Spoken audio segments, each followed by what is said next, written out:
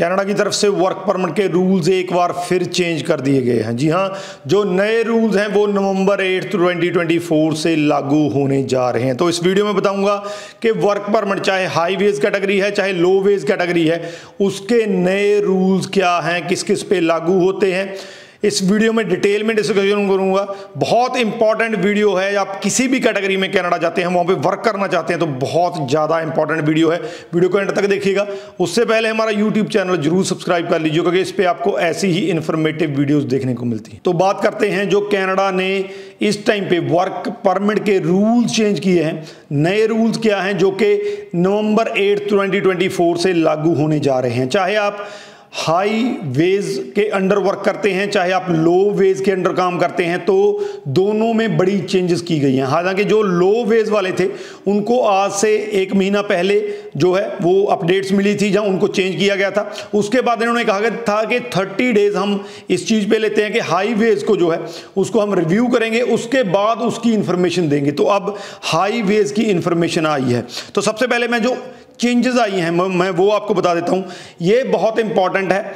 चाहे आप वहां पे स्टडी के बाद वर्क पे गए हैं, चाहे आप यहां से फॉरेन से वहां पे वर्क करके उस पे गए हैं, चाहे आप स्पाउस वीजा पे गए हैं, तो अगर आप हाई वेज के अंडर काम करते हैं तो ये आप पे लागू होती हैं। हालांकि ये लो वेज वालों की तरह नेगेटिव अपडेट्स नहीं हैं, ये पॉजिटिव अपडेट्स हैं। पहली अपडेट, अगर आप हाई वेज स्ट्रीम के अंडर हैं तो आपकी जो वेज रेट है, जो आवरली वेज रेट होता है, उसको 20% इंक्रीज करने का फैसला किया है। जो अब तक थ्रेशोल्ड चलता आ रहा था वेज रेट का, उसको 20% इंक्रीज कर दिया गया है, जिससे आपकी सैलरी जो है अब इंक्रीज होने वाली है। तो ये एक बहुत ही पॉजिटिव न्यूज है, क्योंकि हम ये एक्सपेक्ट कर रहे थे कि जब भी हाई वेज स्ट्रीम के अंडर ये चेंजेस करेंगे वो भी कहीं ना कहीं पे लो वेज की तरह नेगेटिव हो सकती हैं, लेकिन ये नेगेटिव अपडेट नहीं है।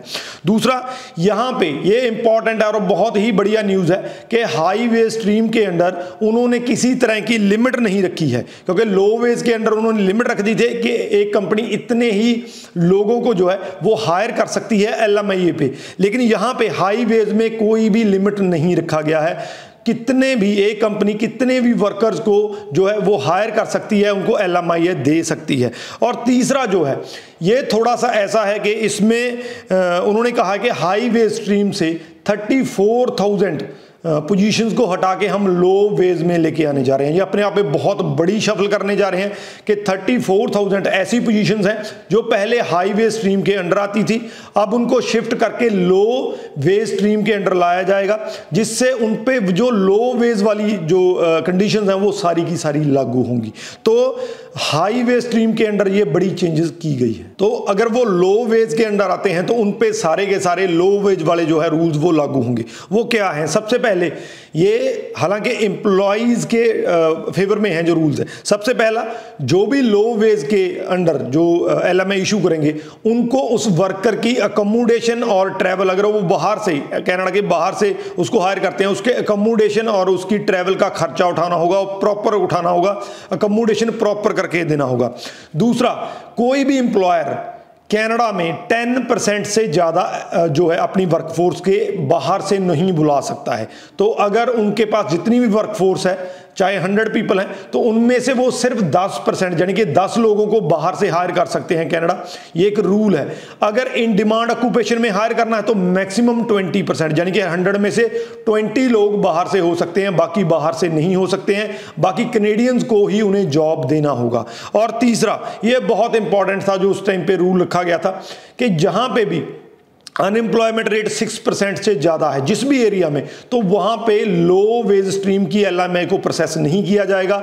वहाँ पे आप लोगों को बाहर से नहीं बुला सकते हैं। वहाँ पे आपको हर हालत में जो कनेडियन हैं, जो मार्केट में अवेलेबल हैं, उनको ही जॉब देना पड़ेगा। तो ये जो अंडर लो स्ट्रीम के जो थी वो चेंजेस की गई थी। तो बहुत बड़े लेवल पे ये चेंजेस की गई हैं, चाहे वो लो स्ट्रीम की हैं चाहे हाई स्ट्रीम की हैं।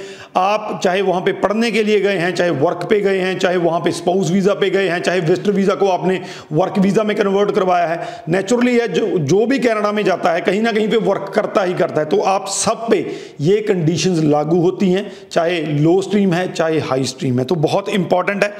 इन चीज़ों को इसीलिए किया गया है ताकि कैनेडियन जो वहाँ पे रहते हैं उनकी जॉब्स को जो है सेव किया जा सके, मैक्सिमम टू मैक्सिमम जॉब जो है वो कैनेडियंस को दी जा सके। और दूसरा LMI कोई जो खरीदो फरोख्त होती है, जो उनको बेचा जाता है, तो उसको स्टॉप किया जा सके, उसकी मिसयूज को स्टॉप किया जा सके।